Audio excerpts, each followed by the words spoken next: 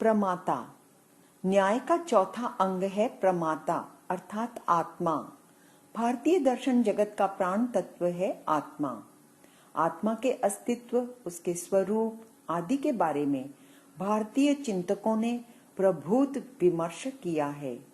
आत्मा को केंद्र में रखकर दो प्रकार की विचारधाराएं विकसित हुईं।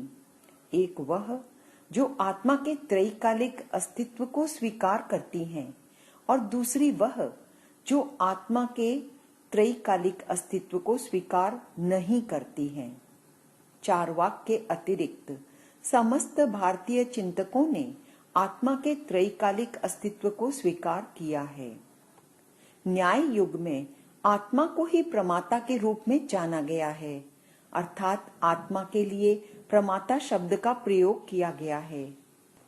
प्रमाता को परिभाषित करते हुए इन परिभाषाओं में प्रमाता के 3 लक्षण बतलाए गए हैं। पहला, प्रमाता का स्व पर प्रकाशी होना। दूसरा, प्रमाता का परिणामी नित्य होना। तीसरा, प्रमाता का प्रत्यक्ष आदि प्रमाणों से ज्ञान होना। पहला, प्रमाता का स्व पर प्रकाशी होना। भारतीय दर्शन में आत्मा के स्वरूप के संबंध में दार्शनिकों में परस्पर मतभेद पाया जाता है।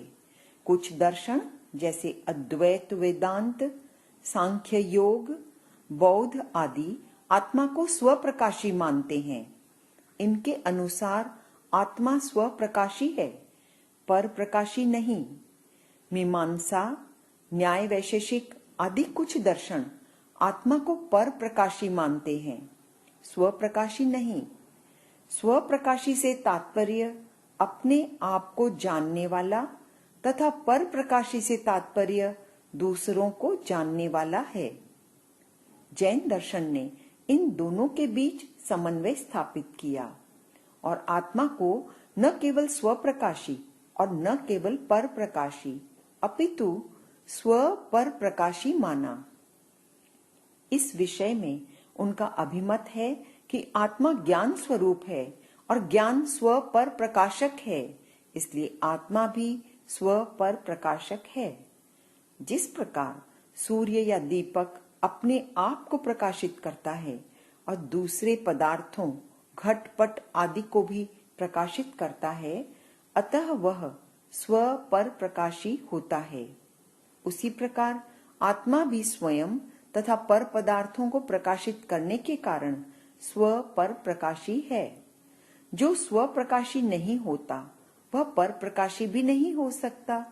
जैसे घट जड़ होने के कारण अपने आप को भी प्रकाशित नहीं कर सकता और अन्य पदार्थों को भी प्रकाशित नहीं कर सकता। आत्मा ज्ञान स्वरूप होने के कारण स्व पर प्रकाशक है। अतः सूत्र में स्वपरावभावी या स्व पर प्रकाशी विशेषण उन लोगों के मत का खंडन करने के लिए है जो आत्मा को केवल स्व प्रकाशी या केवल पर प्रकाशी मानते हैं। जैन दर्शन के अनुसार प्रमाता स्व पर प्रकाशी है। दूसरा, प्रमाता का परिणामी नित्य होना।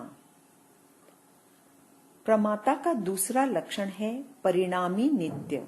जो वस्तु उत्पाद व्यय द्रव्य रूप हो वह परिणामी कहलाती है।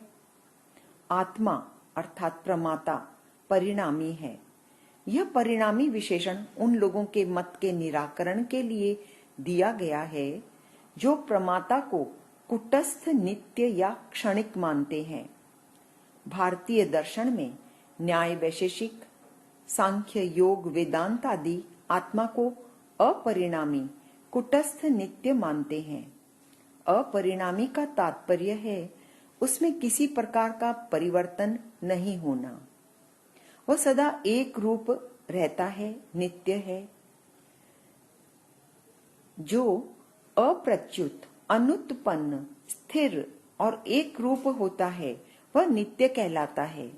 इसके विपरीत बौद्ध दर्शन में आत्मा को अनित्य माना गया है। प्रति क्षण उसका निरन्वय विनाश, संपूर्ण नाश होता रहता है। उसमें स्थायित्व नाम का कोई तत्व नहीं है। जैन दर्शन आत्मा को न तो कुटस्थ नित्य मानता है और न निरन्वय पूर्ण विनाशी ही मानता है। उसके अनुसार आत्मा परिणामी नित्य अर्थात नित्यानित्य स्वभाव वाली है। यदि आत्मा को सर्वथा कुटस्थ नित्य माना जाएगा तो उसमें किसी भी प्रकार का विकार न होने के कारण, उसमें किसी प्रकार का परिवर्तन न होने के कारण वह सदैव एक रूप ही रहेगा। उसमें बाल्यावस्था, युवावस्था, वृद्धावस्था आदि अवस्थाएं घटित नहीं हो सकेंगी। कुटस्थ नित्य आत्मा में किसी भी प्रकार की अर्थ क्रिया संभव न होने के कारण वह अवस्तु ही सिद्ध होगी। यदि उसमें किसी प्रकार की अर्थ क्रिया होती है तो इसका मतलब उसे अपनी पूर्व अवस्था को छोड़कर अन्य अवस्था धारण करनी पड़ती है, किंतु एक अवस्था को छोड़कर दूसरी अवस्था का धारण कुटस्थ नित्यवाद में संभव ही नहीं हो सकता। यदि आत्मा को निरन्वय विनाशी माना जाए तो वह भी ठीक नहीं। जिस प्रकार मिट्टी से बने हुए शिवक, स्थास, कोश, कुशूल, घट आदि घट की समस्त पर्यायों अवस्थाओं में मिट्टी द्रव्य रहता है, उसी प्रकार बाल्यावस्था, युवावस्था, वृद्धावस्था आदि अनेक अवस्थाओं में आत्म द्रव्य अन्वित रहता है, उसका नाश नहीं होता। आत्मा को क्षणिक मानने पर किए गए कार्यों का विनाश हो जाएगा, अर्थात जो कर्म जिस क्षण में किए थे वे कर्म उसी क्षण के साथ नष्ट हो जाएंगे। अतः व्यक्ति को अपने किए गए कर्मों का फल भी नहीं मिल सकेगा। जबकि कर्मवाद का यह सिद्धांत है कि व्यक्ति को अपने किए गए कर्मों का फल अवश्य मिलता है। कड्डाण कम्माण न मोक्ष अत्थि, कृत कर्मों को भोगे बिना मोक्ष नहीं होता। इसके अतिरिक्त आत्मा को क्षणिक मानने पर उसका पुनर्जन्म, मोक्ष आदि भी संभव नहीं हो सकेगा। जैन दर्शन के अनुसार आत्मा को कुटस्थ नित्य या क्षणिक न मानकर परिणामी नित्य अर्थात नित्यानित्य स्वभाव वाला मानना चाहिए। उत्पाद व्यय द्रव्य स्वरूप वाला मानना चाहिए। आत्मा उत्पाद व्यय की अपेक्षा अनित्य है तथा द्रव्य की अपेक्षा नित्य है, पर्याय की अपेक्षा अनित्य है और द्रव्य की अपेक्षा नित्य है। आत्मा बाल्यावस्था से युवावस्था और युवावस्था से वृद्धावस्था को प्राप्त करता रहता है तथा कर्मों के अनुसार मनुष्य गति, नरक गति, तिर्यंच गति और देव गति को भी प्राप्त करता रहता है। इन अवस्थाओं की अपेक्षा आत्मा अनित्य है, क्योंकि ये अवस्थाएं सदा नहीं रहती, किंतु इन सभी अवस्थाओं में जो आत्म द्रव्य है वो हमेशा बना रहता है, उसका कभी नाश नहीं होता। एक अवस्था से दूसरी अवस्था में या एक भाव से दूसरे भाव में जाने पर भी उस आत्म द्रव्य का नाश नहीं होता। अतः आत्मा नित्य है। आत्मा को एकांत नित्य या एकांत अनित्य मानने वाले मतों का निराकरण करने के लिए जैन दर्शन में प्रमाता का एक लक्षण परिणामी नित्य दिया गया है। तीसरा, प्रमाण द्वारा प्रमाता की सिद्धि। जैन दर्शन के अनुसार आत्मा अमूर्त है, अतः वह इंद्रियातीत पदार्थ है। आचारांग में आत्मा के स्वरूप को बतलाते हुए लिखा है, सब्वे सरा नियटन्ति तक्का जत्थन विज्जयी मई तत्थन गाहिया। आत्मा का स्वरूप शब्दातीत एवं तर्कातीत है, वह बुद्धि का विषय भी नहीं बन सकती। वह न दीर्घ है, न ह्रस्व है, न त्रिकोण है, न चतुष्कोण, न कृष्ण है, न शुक्ल, न स्त्री है और न पुरुष। आत्मा को उपमा से नहीं बताया जा सकता। वह अरूपी सत्ता है, वह इंद्रिय के द्वारा ग्राह्य नहीं है, वह स्वानुभव का विषय है। अनुभव स्व संवेद्य होता है, किंतु फिर भी दूसरों को समझाने के लिए परोक्ष ज्ञान भी उपयोगी बनता है। इसलिए सूक्ष्म या स्थूल, मूर्त या अमूर्त किसी भी द्रव्य के अस्तित्व या नास्तित्व का समर्थन तर्क के द्वारा करने की परंपरा प्रचलित रही है। आत्मा के स्व संवेद्य होने पर भी तर्क, प्रमाण आदि के द्वारा उसका अस्तित्व सिद्ध करने का प्रयास दार्शनिकों ने किया है।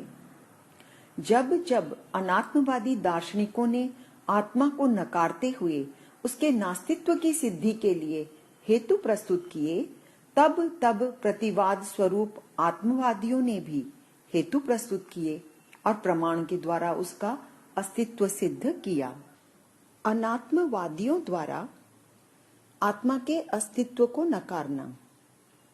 भूतवादी दार्शनिक भूतों से भिन्न आत्मा का अस्तित्व स्वीकार नहीं करते।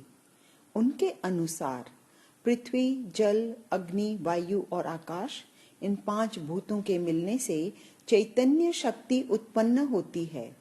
वह चैतन्य शक्ति जन्म से पहले और मरण के बाद नहीं रहती। शरीर पर्यंत ही जीवन है। जो शरीर और आत्मा को भिन्न मानते हैं, उनका मत ठीक नहीं है, क्योंकि शरीर से भिन्न आत्मा दृष्टिगोचर ही नहीं होती। आत्मा को कोई भी शरीर से पृथक करके नहीं दिखा सकता। जैसे कोई पुरुष म्यान से तलवार निकालकर दिखा सकता है कि यह म्यान है और यह तलवार है, वैसे ही यह शरीर है और यह आत्मा है, ऐसा कोई नहीं दिखा सकता। तिल से तेल, दही से नवनीत, ईख से रस, अरणी से आग निकालकर पृथक रूप से दिखाया जा सकता है। वैसे आत्मा को शरीर से अलग करके नहीं दिखाया जा सकता। अतः शरीर से भिन्न आत्मा का अस्तित्व नहीं है। अनात्मवादियों ने प्रत्यक्ष आदि प्रमाणों से भी आत्मा का अभाव सिद्ध किया है। पहला बिंदु, आत्मा का अस्तित्व नहीं है क्योंकि उसका इंद्रिय से प्रत्यक्ष नहीं होता। घट का अस्तित्व है क्योंकि वह इंद्रिय प्रत्यक्ष का विषय है। आत्मा सत नहीं है क्योंकि वो घट के समान इंद्रियों से प्रत्यक्ष ग्रहण करने योग्य नहीं है। जो इंद्रिय ग्राह्य नहीं होता वह असत होता है, जैसे आकाश कुसुम। इस प्रकार प्रत्यक्ष प्रमाण से आत्मा का अस्तित्व सिद्ध नहीं होता। दूसरा बिंदु, आत्मा अनुमान प्रमाण का विषय भी नहीं बन सकती, क्योंकि अनुमान प्रत्यक्ष पूर्वक होता है। प्रत्यक्ष से हम साधन को देखते हैं और फिर साध्य का अनुमान करते हैं। जैसे प्रत्यक्ष से हम पर्वत पर धुआं देखते हैं और वहां अग्नि होने का अनुमान करते हैं। पर आत्मा को जानने के लिए हमें कोई भी ऐसा लिंग नहीं दिखाई देता जिससे कि हम आत्मा का अनुमान कर सकें। इस प्रकार अनुमान प्रमाण से भी आत्मा का अस्तित्व सिद्ध नहीं होता। तीसरा बिंदु, आगम प्रमाण से भी आत्मा के स्वतंत्र अस्तित्व की सिद्धि नहीं की जा सकती, क्योंकि जिसका प्रत्यक्ष ही नहीं होता वह आगम का विषय कैसे बन सकता है। आगम में कथित बातें भी परस्पर में विरोधी पाई जाती हैं, अतः उसे प्रमाण भी कैसे माना जा सकता है। इस प्रकार किसी भी प्रमाण से आत्मा का स्वतंत्र अस्तित्व सिद्ध नहीं होता। आत्मा की प्रत्यक्ष आदि प्रमाण से सिद्धि। आत्मवादी दार्शनिक 5 भूतों से पृथक आत्मा का स्वतंत्र अस्तित्व स्वीकार करते हैं तथा प्रत्यक्ष आदि प्रमाणों से भी सिद्ध करते हैं। भारतीय दर्शन में प्रत्यक्ष 4 प्रकार का माना गया है। पहला इंद्रिय प्रत्यक्ष, दूसरा मानस प्रत्यक्ष, तीसरा योगज प्रत्यक्ष, चौथा स्व संवेदन प्रत्यक्ष। प्रथम 2 प्रत्यक्ष आत्मा को सिद्ध करने में समर्थ नहीं है। योगज प्रत्यक्ष अर्थात योग साधना से होने वाला प्रत्यक्ष, यह योगज प्रत्यक्ष भी हमसे परोक्ष होने के कारण हमारी बुद्धि का विषय नहीं है। चतुर्थ, स्व संवेदन प्रत्यक्ष के द्वारा आत्मा की सिद्धि होती है। मैं सुखी हूँ, मैं दुखी हूँ, इस प्रकार का ज्ञान आत्मा के होने पर ही हो सकता है, अन्यथा नहीं। इंद्रिय प्रत्यक्ष आत्मा को नहीं जानता, लेकिन इतने मात्र से आत्मा के अस्तित्व को नकारा नहीं जा सकता। इंद्रिय से तो हम 2-3 पीढ़ी पूर्व के पूर्वजों को भी नहीं जानते, पर क्या इतने मात्र से उनका अभाव हो जाएगा? हमारे न जानने पर भी पूर्वजों का अस्तित्व होता है। आत्मा अमूर्त है, अतः इंद्रिय ग्राह्य नहीं है। भगवान महावीर ने कहा, नो इंद्रिय गेज्य अमूर्त भावा। अमूर्त पदार्थ इंद्रिय ग्राह्य नहीं है। जिस प्रकार मूर्त पदार्थ को भी जो सूक्ष्म, दूरवर्ती एवं व्यवहित हैं, व्यवधान के साथ हैं, उन्हें भी हमारी इंद्रियां नहीं जानती, पर उनका अस्तित्व तो होता है। उसी प्रकार इंद्रिय ग्राह्य न होने पर भी आत्मा का अस्तित्व अवश्य होता है। इस प्रकार स्व संवेदन प्रत्यक्ष के द्वारा आत्मा का अस्तित्व सिद्ध होता है। अनुमान प्रमाण से भी आत्मा का स्वतंत्र अस्तित्व सिद्ध होता है। आत्मा का अनुमान चैतन्य लिंग की उपलब्धि से होता है। आत्मा गुणी है, चैतन्य उसका गुण है। चैतन्य गुण हमारे प्रत्यक्ष है, किंतु आत्मा जो गुणी है वह परोक्ष है। परोक्ष गुणी की सत्ता प्रत्यक्ष गुण से प्रमाणित हो जाती है। जैसे कमरे में बैठा हुआ आदमी सूर्य को नहीं देखता, फिर भी वह प्रकाश और धूप के द्वारा अदृष्ट सूर्य को जान लेता है। उसी प्रकार अदृष्ट आत्मा चैतन्य लिंग के द्वारा जान ली जाती है। आगम में भी आत्मा को सिद्ध करने वाले अनेक सूत्र मिलते हैं। दशवें कालिक में कहा गया, सव्वे जीवा वि इच्छन्ति जीविउम न मरिजीउम, अर्थात सब जीव जीना चाहते हैं, मरना कोई नहीं चाहता। अर्थात पृथ्वी, अप, तेजस आदि 6 काय के जीवों को अपनी आत्मा के समान मानो। तर्क शास्त्र का नियम है कि सत्य सप्रतिपक्ष होता है। जो सत्य है वह सप्रतिपक्ष है। जिसके प्रतिपक्ष का अस्तित्व नहीं होता, उसके अस्तित्व को तार्किक समर्थन भी नहीं मिल सकता। यदि चेतन नामक सत्ता नहीं होती, तो अचेतन सत्ता का नामकरण और बोध भी नहीं होता। इस प्रकार प्रत्यक्ष आदि प्रमाणों से आत्मा का अस्तित्व सिद्ध किया गया है। इसके अतिरिक्त आत्मा को सिद्ध करने वाले और भी अनेक हेतु उपलब्ध होते हैं। पहला, पुनर्जन्म का सद्भाव। आत्मा के अस्तित्व का एक हेतु है पुनर्जन्म का सद्भाव। राग और द्वेष ये 2 कर्म बीज हैं, जिनके कारण आत्मा बार बार इस संसार में परिभ्रमण करती रहती है। उसका बार बार जन्म मरण होता रहता है। पुनर्जन्म का सद्भाव शरीर के प्रति होने वाले चैतसिक आग्रह से भी सिद्ध होता है।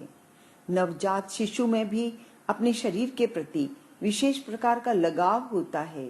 उसकी हर्ष, भय, शोक, माँ का स्तनपान आदि क्रियाएं पुनर्जन्म के सिद्धांत को सिद्ध करती हैं, क्योंकि उसने इस जन्म में तो हर्षादि का अनुभव किया ही नहीं है। ये क्रियाएं पूर्वाभ्यास से ही संभव हैं, अतः इससे पुनर्जन्म की सिद्धि होती है। दूसरा, जन्मजात विलक्षण प्रतिभा। जन्मजात विलक्षण प्रतिभा से भी पुनर्जन्म की सिद्धि होती है। हम देखते हैं कि कुछ बच्चे जन्म से ही बहुत प्रतिभा संपन्न होते हैं, तो कुछ बच्चे मंद बुद्धि वाले या अज्ञानी।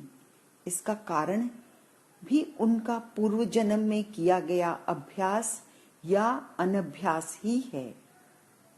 तीसरा, संकलनात्मक ज्ञान।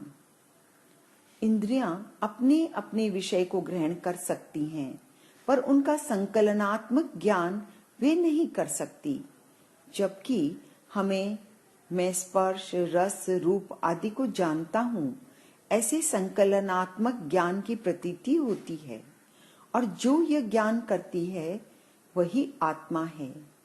इस प्रकार जैन आचार्यों ने आत्मा के अस्तित्व को सिद्ध किया तथा भूतात्मवादियों द्वारा मान्य भूतों से चैतन्य उत्पन्न होता है, इसका निराकरण भी किया। भूतात्मवाद का निराकरण। जैन दर्शन के अनुसार भूतों से चैतन्य की उत्पत्ति मानना ठीक नहीं। यदि भूतों से ही चैतन्य की उत्पत्ति होती तो हर क्षण जीवों की उत्पत्ति होती रहनी चाहिए, पर ऐसा नहीं होता। दूसरी बात, यदि भूतों से चैतन्य की उत्पत्ति होती है तो मृतक में भी चैतन्य मानना चाहिए, क्योंकि मृतक के शरीर में भी पांचों भूत विद्यमान हैं। यदि भूतवादी कहें कि मृत व्यक्ति में रक्त का संचार नहीं होता, अतः उसमें चैतन्य नहीं रहता, तो यह कहना भी ठीक नहीं है, क्योंकि सुप्त व्यक्ति में रक्त का संचार होने पर भी भूतवादी अर्थात चार्वाक उसमें चेतना नहीं मानता। भूत जड़ रूप है, आत्मा चैतन्य रूप है, अतः जड़ से चैतन्य कैसे पैदा हो सकता है? जैसा उपादान कारण होता है वैसा ही कार्य होता है। उपादान की मर्यादा को जानने वाला जड़ लक्षण वाले भूतों से चैतन्य की उत्पत्ति को स्वीकार नहीं कर सकता।